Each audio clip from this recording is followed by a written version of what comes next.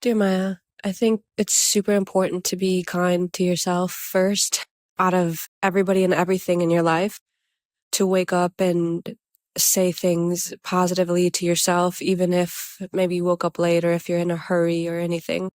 Because I genuinely think when somebody gets sick, I mean, I guess it could be obviously from somebody else, but I think that most of the time when you're sick, it's because your body is just telling you to calm down, to take it slow, focus on yourself and regroup. And I know that's kind of what's happening to me right now.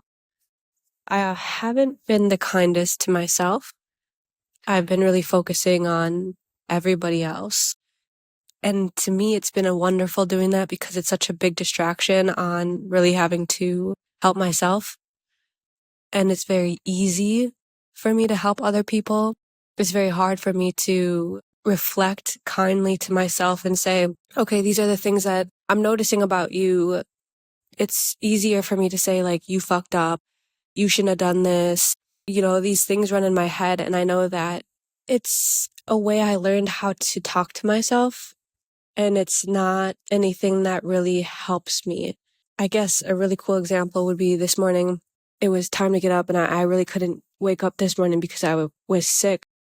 Your dad he said, Megan, it's time to get up. We have a mission to do.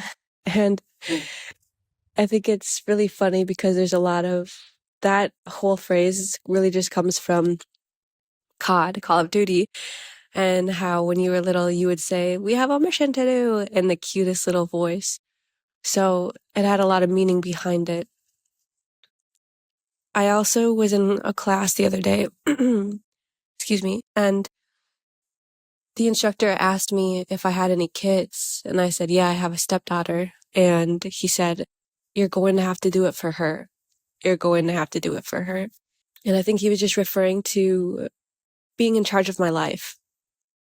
It's really easy to micromanage other people and for you to be critical about them. And that's me, man. I'm very critical. And it's so contradicting when I can't really take care of myself in the way I really want to. So this is just a really short message to you to start being kind to yourself and talking to yourself in a kind way, because I'm going to start doing that. I'm going to start working on that, and hopefully it's something we can build on together.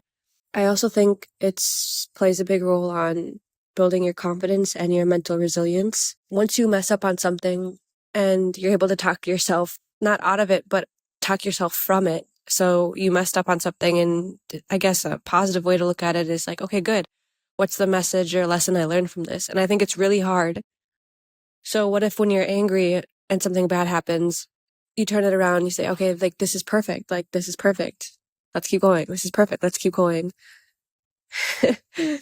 I'm laughing because that sounds really hard to do, but things like that are going to help you when you're in lower times. Maybe your frequency is just a lot lower because you're sick, or maybe because you are choking on your words, whatever the reason is. But I think it's important to find time and in these moments to be really selfish for the things that you need and that are really important to you without taking care of yourself. It's true, you really can't take care of anybody else. You can mask it for a long time. It's going to come back around in one way or another. And I think it's so critical to just look at Maya and say, what does Maya need to get through this day? What does Maya need to get through this moment? And that's what I'm going to do today.